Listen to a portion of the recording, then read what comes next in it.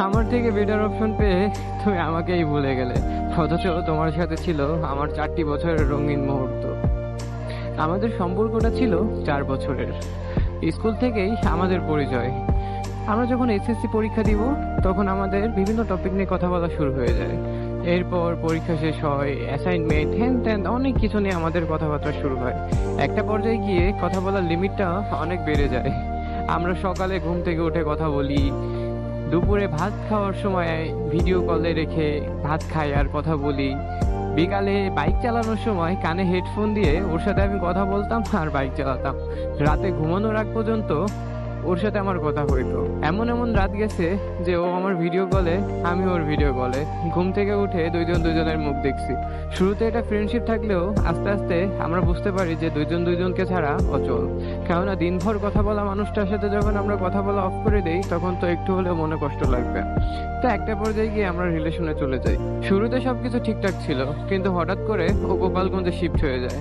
ও যখন গোপালগঞ্জে শিফট হয়ে যায় তখন আমি ওকে নিয়ে খুব টেনশনে ছিলাম যে হয়তো ওর পরিবর্তন চলে আসবে।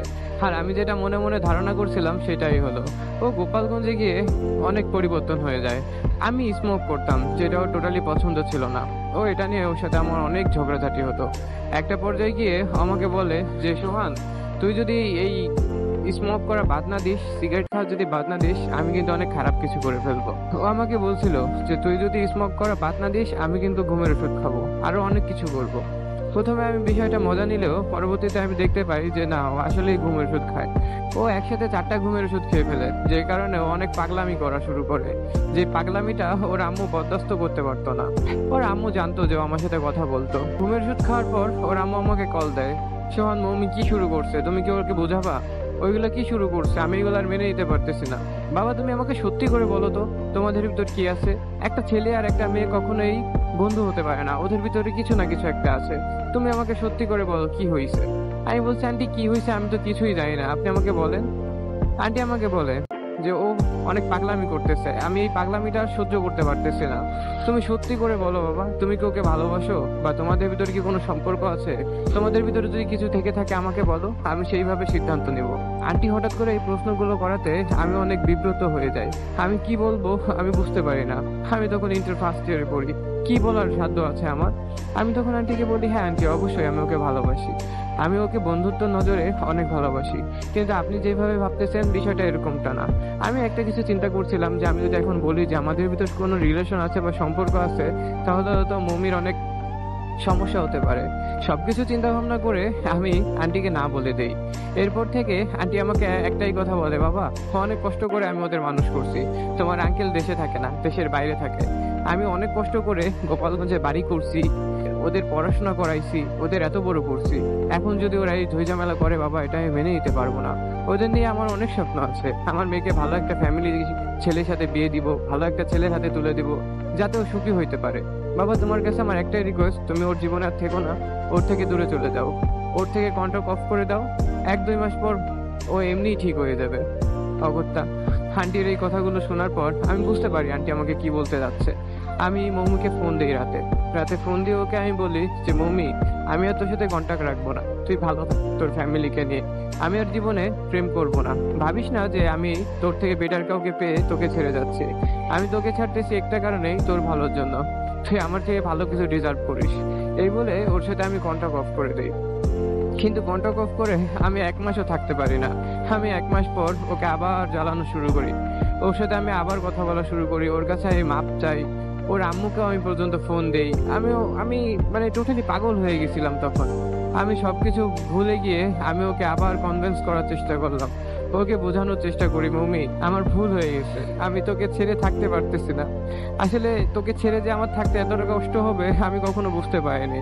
আমি শুধু তোর আম্মুর মুখের দিক চেয়ে তোর জীবন থেকে সরে আসছিলাম। প্লিজ তুই আমার সাথে সবকিছু ঠিক করে নে। আমি তোকে কথা দিলাম, আমি তোকে আর কখনো কষ্ট দিব না। আমি তোর সাথে রিলেশন আসতে চাই না, চল আমরা বিয়ে করে নেই। মম্মিকে আমি অনেক বোঝানোর চেষ্টা করি, মম্মি বোঝে না। মম্মি আমাকে বলে যে আমার আব্বা আম্মু যদি এখন তোর বাসায় গিয়ে আমাকে রেখে আসে, তাও আমি তোর সাথে সংসার করব না, আমি কোনোভাবেই তোরকে নিয়ে থাকতে পারবো না, তুই তোর পথ বেছে নে। মম্মির আম্মুকে আমি ফোন দিই, আন্টি আমি আর পারতেছি না, প্লিজ একটু বোঝার চেষ্টা করেন। আন্টি তখন আমাকে একটা কথাই বলে, বামুন হয়ে চাঁদে হাত বাড়াতে নেই, তুমি ভুলে যেও না তোমার অবস্থান কোথায়, তাছাড়া তুমি ছোট, তুমি তোমার কেরিয়ারে ফোকাস দাও, তোমার আব্বু আম্মুকে ইনকাম করে খাওয়াও, তোমার আব্বু আম্মুকে ভালো রাখো, মম্মির থেকে ভালো কিছু তুমি পাবা। এই কথাটা শোনার পর আমি আন্টিকে বোঝাই যে আন্টি আমি ওকে অনেক ভালোবাসি। আন্টি আমাকে তখনও ওই একটা কথাই বলে। অবশেষে আমি হার মেনে নিই। হার মেনে যাওয়ার পর আমার এক বড় ভাইকে বিষয়টা বলি। আমার ভাইয়াও বলে ঠিক আছে, আমি মম্মির আম্মুর সাথে কথা বলবো। ভাইয়া মম্মির আম্মুর সাথে কথা বলে। মম্মির আম্মুর সাথে কথা বলে জানতে পারে যে মম্মির বিয়ে ঠিক, ছেলে নেভিতে চাকরি করে। আন্টি এই ভাইয়াকে বলে শহরের থেকে বেটার ছেলে আমি পেয়েছি, আমার মেয়েকে ওখানে বিয়ে দিলে আমার মেয়ে সুখী হইতে পারবে। সো তোমরা এখন আর ডিস্টার্ব করো না, সোহানকে বলে দিও ও যেন আর পাগলামি না করে। ভাইয়ার মুখটা বন্ধ হয়ে যায়। আমি মৌমিকে ফোন দিয়ে বলি প্লিজ তুই একটু বোঝার চেষ্টা কর, আমি তোকে ছাড়া থাকতে পারবো না মৌমি। ও আমাকে একটা কথাই বলে আমার বিয়ে ঠিক, আমি এখন আর কিছু করতে পারবো না। আমি বললাম তোর সাথে আমি 4টা বছর কাটাইছি মৌমি, আমি তোকে ছাড়া কিভাবে থাকবো, আমি তোকে ভালোবাসি, তো এই জিনিসটা বোঝার চেষ্টা কর। আমাকে একটা কথাই বলে যে আমি আমার বাবা মার সাথে সংসারে ঝই ঝামেলা করে আমি তোকে পেতে চাই না, আর আমার বাবা মা যদি আমাকে এখন তোর বাসায় রেখেও আসে তাও আমি তোর সাথে থাকবো না। তখন আমি একটা জিনিসই বুঝতে পারলাম যে ও আমার থেকে ভালো কিছু পেয়ে গেছে। অবশ্যই আমার থেকে ভালো কিছু পেয়ে গেছে, ছেলে নেভিতে চাকরি করে, ফ্যামিলি অনেক ভালো, তো ওকে এখন আর আমার হতে চায়। কিন্তু আমি কি বেহাইয়া, আমি তো ওকে ভুলতে পারিনি, আমি ওকে ভুলার ওষুধটা খুঁজে পাইনি। আমি বাধ্য হয়ে তারপরে ওকে অনেক বোঝানোর চেষ্টা করি, কিন্তু ও বুঝে না। একটা পর্যায়ে ওর আম্মুকে আমি আবারও ফোন দিই। ওর আম্মু আমাকে একটা কথা বলে তোমার মতো ছোট লোকের সাথে আমার মেয়েকে কিভাবে বিয়ে দিও বলো, তোমার কোনো ভবিষ্যৎ নাই, তোমার কিচ্ছু নাই, এদের গোপালগঞ্জে বাড়ি আছে, তোমার কি আছে, তোমাদের তো টিনের ঘর, তুমি কিভাবে আমার মেয়েকে যাও। এই কথাটা শোনার পর আমার আর কিছু থাকে না, আমার টোটালি আর কিছু থাকে না। তারপর আমি আমার একটা বান্ধবী আছে সৃষ্টি, ওকে আমি বলি দোস্ত তুই অন্তত ওকে একটু বোঝা।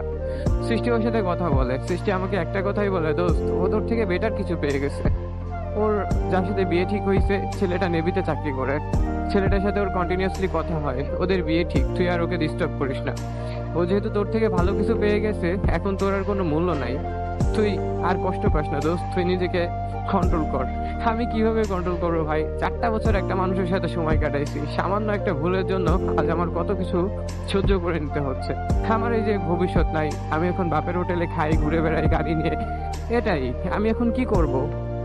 আমার তো বাপের আমার টাকা পয়সাও নাই যে আমি চাকরি করব বাকরি করব দেন ওকে আনবো। আর ওর আম্মু তো আমার থেকে ভালো ছেলে অবশ্যই পেয়ে গেছে, ওর আম্মু কি আর ওকে আমার হাতে তুলে দিবে, কখনোই দিবে না। ওর পা ধরতে আমার বাকি ছিল, শুধু ওর পাটা ধরতে আমার বাকি ছিল, আর কিছু না।